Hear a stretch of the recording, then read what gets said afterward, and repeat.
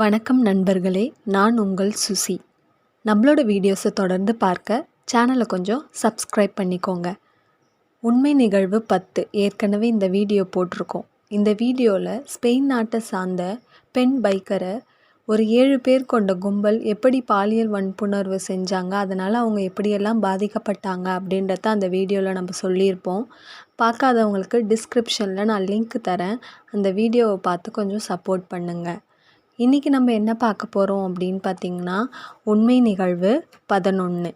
9 வயது மதிக்கத்தக்க ஒரு சிறுமி. அவளுடைய வீட்டின் அருகில் தான் அவள் விளையாடிக்கிட்டு இருக்கா. திடீர்னு பார்த்தா அந்த சிறுமியை காணும். பெற்றோரெல்லாம் தேட ஆரம்பிக்கிறாங்க.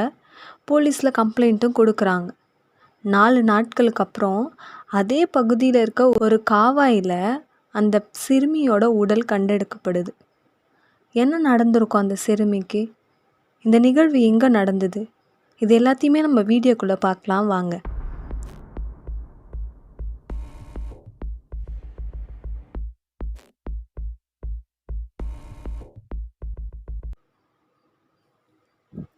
சம்பவ நாள் 2 மார்ச் 2024 சனிக்கிழமை. புதுச்சேரியில் சோழ நகரை சேர்ந்தவங்க தான் நாராயணன், மைத்திலி. இவங்களுக்கு அழகான 2 பெண் குழந்தைங்க இருக்காங்க. அதில் 2வது குழந்தையோட பேர் தான் ஆர்த்தி. அவங்களுக்கு 9 வயது ஆகுது. இவங்க அதே ஏரியாவில் இருக்க ஒரு அரசு பள்ளியில் தான் படிச்சுட்டு வராங்க.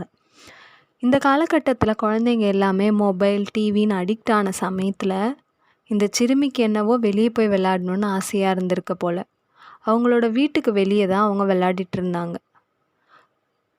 பெற்றோர்கள் ரொம்ப நேரம் ஆகியும் குழந்தைய இன்னும் காணோமேன்னு சொல்லிட்டு எல்லா இடத்துலையும் தேட ஆரம்பிக்கிறாங்க. ஆனால் எங்கே தேடியும் அந்த சிறுமியை அவங்களால கண்டுபிடிக்க முடியல. அதனால் உடனடியாக அவங்க என்ன பண்ணுறாங்க, முத்தியால்பேட்டில் இருக்க போலீஸ் ஸ்டேஷனில் கம்ப்ளைண்ட் கொடுக்குறாங்க. கம்ப்ளைண்ட் கொடுத்ததும் போலீஸும் 5 தனிப்படை அமைச்சு இந்த சிறுமியை தேடுறதுக்கான வேலைகளில் ஈடுபட்டிருக்காங்க. இதுக்காக சிசிடிவி ஃபுட்டேஜ் இது எல்லாத்தையுமே ஆராய்ச்சி பண்ணுறாங்க. அதில் ஒரு சிசிடிவி ஃபுட்டேஜில் மட்டும் இந்த குழந்தை எங்கேயோ நடந்து போகிறது பதிவாயிருக்கு. அதாவது யார் கூட்டுட்டு போகிறாங்க அப்படின்ற விஷயமெல்லாம் தெரியல. குழந்தை இங்கே இருக்கிற ஏரியாவில் தான் எங்கேயோ இருக்குது, இதை தாண்டி எங்கேயும் போகல அப்படின்றத உறுதிப்படுத்திட்டு சோலை நகரில் இருக்க ஒவ்வொரு வீட்டுக்காக சென்று குழந்தை அங்கே இருக்காங்களான்னு அவங்க பார்த்துருக்காங்க. 2-3 நாள் ஆகியும் குழந்தைய அவங்களால இன்னும் கண்டுபிடிக்க முடியல. அதனால் பெற்றோர்கள் தரப்புலேருந்து சாலை மறியல்லாம் அவங்க செய்ய ஆரம்பிக்கிறாங்க.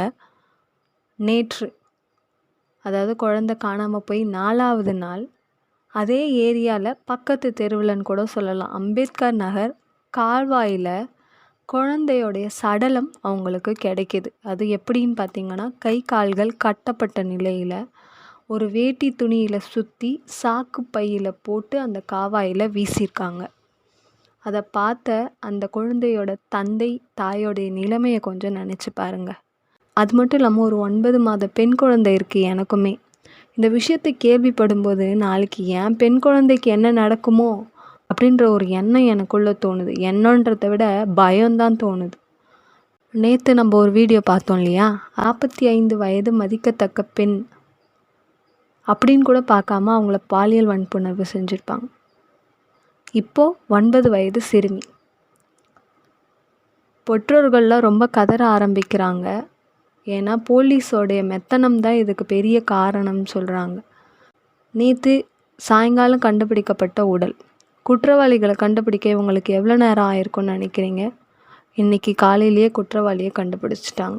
சந்தேகத்தின் பேரில் 5 பேரை அரெஸ்ட் பண்ணுறாங்க. அதில் 3 பேருக்கு சம்மந்தம் இல்லைன்னு அவங்கள விடுவிச்சிடுறாங்க. கடைசியாக 2 பேரை குற்றவாளியாக நிறுத்துகிறாங்க. அந்த 2 பேர் கொடுத்த வாக்குமூலம் என்னென்னா, ஒருவர் பேர் கருணாஸ், அவர் ஒரு இளைஞர். 2வதாக இருக்கிற நபர் விவேகானந்தன், அவருக்கு கிட்டத்தட்ட 59 வயது ஆகுதுன்னு சொல்கிறாங்க. இந்த கருணாஸ் அப்படின்ற இளைஞர் தான் வீட்டுக்கிட்ட விளையாடிட்டு இருந்த ஆரத்தியை கூப்பிட்டுட்டு போயிருக்காரு. அவர் என்ன சொல்லி கூப்பிட்டுட்டு போனாரெல்லாம் தெரில. நீங்கள் சித்தா படம் பார்த்துருந்தீங்கன்னா அதிலே தெரிஞ்சிருக்கும் குழந்தைங்கள எப்படியெல்லாம் சொல்லி ஏமாற்றி கூப்பிட்டுட்டு போகிறாங்கன்னு. மொபைல் காட்டி, பஞ்சு மிட்டாய், கோழி குஞ்சு, அந்த மாதிரி குழந்தைங்களுக்கு பிடிச்சதாக காட்டி ஏமாற்றி கூப்பிட்டுட்டு போவாங்க. குழந்தைங்களுக்கு என்ன தெரியும்? அந்த மாதிரி இந்த இளைஞர் ஆரத்தியை கூப்பிட்டுட்டு போயிருக்காரு. யார் வீட்டுக்குன்னா விவேகானந்தன்ற வீட்டுக்கு கூப்பிட்டுட்டு போயிருக்கார்.